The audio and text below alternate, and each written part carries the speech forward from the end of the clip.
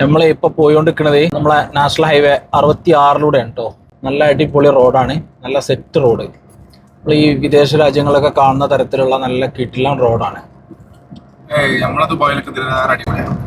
ദുബായിൽ അടിപൊളിയാണെന്ന് പറയല്ലാതെ ഞാൻ പോയില്ല.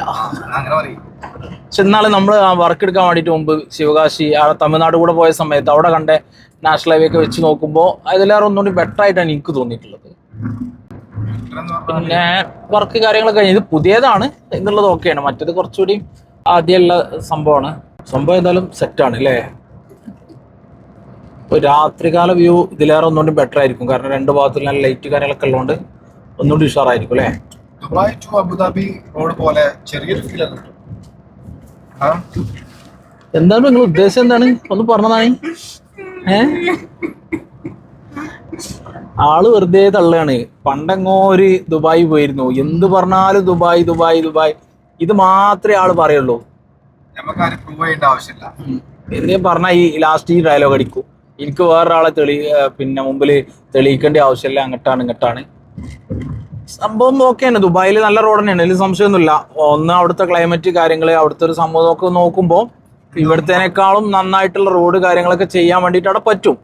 മലപ്പുറം ജില്ലയിൽ ഒരു സ്ഥലം എന്ന് പറഞ്ഞാൽ ഈ ആലോചിച്ച് നോക്കിയാൽ കയറ്റം ഇറക്കം കുന്ന് മല, അതിൻ്റെ ഇടയിൽ കൂടെ പുഴ വരും. അപ്പൊ ഇതൊക്കെ കവർ ചെയ്ത് കാണ്ട് നല്ല രീതിയിൽ റോഡ് ഉണ്ടാക്കുക, പിന്നെ അത്രയും വീട് കാര്യങ്ങള് ഒക്കെ ഉള്ള സ്ഥലത്ത് ഒരു റോഡ് ഉണ്ടാക്കുമ്പോൾ അതിൻ്റെതായിട്ടുള്ള ബുദ്ധിമുട്ടുകളൊക്കെ ഉണ്ടാവും.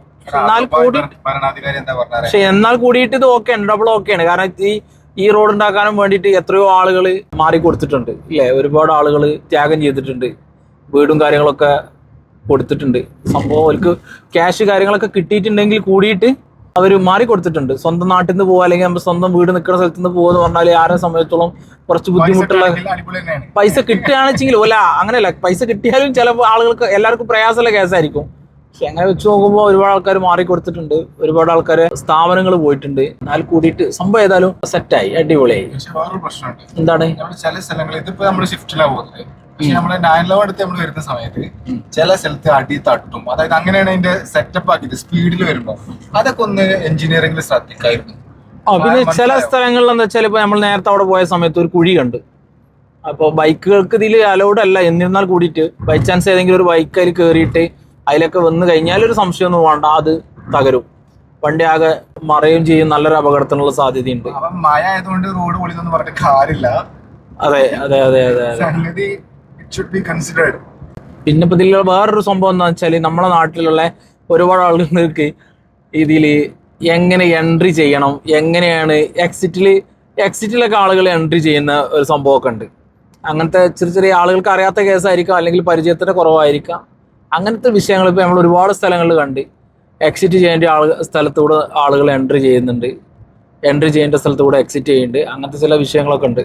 ഏതായാലും ആകത്തുക നോക്കുമ്പോൾ അടിപൊളിയാണ്, സെറ്റാണ്. കേരളത്തിന്റെ ഒരു ഫേസ് തന്നെ മാറ്റിയ ഒരു പ്രൊജക്ട് ആണ്. അതെ അതെ, അതിൽ സംശയമല്ല. ഒരു ബിഗ് പ്രൊജക്ട് ആളുകൾക്ക് എല്ലാവർക്കും ഉപയോഗപ്പെടുത്താൻ.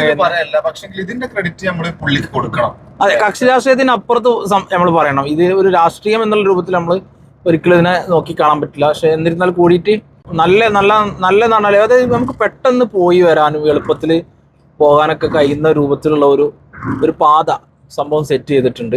ഇപ്പൊ ഏറെക്കുറെ കണ്ണൂർ വരെ അല്ല കാസർഗോഡ് വരെ തന്നെ അത് ഏകദേശം കംപ്ലീറ്റ് ആയിട്ടുണ്ട്. മലപ്പുറം ജില്ലയിലെ വളാഞ്ചേരിയിലൂടെയാണ് നമ്മളിപ്പോൾ കടന്നുപോയിക്കൊണ്ടിരിക്കുന്നത്. NH66 വളാഞ്ചേരി എന്ന സ്ഥലത്തിലൂടെയാണ്.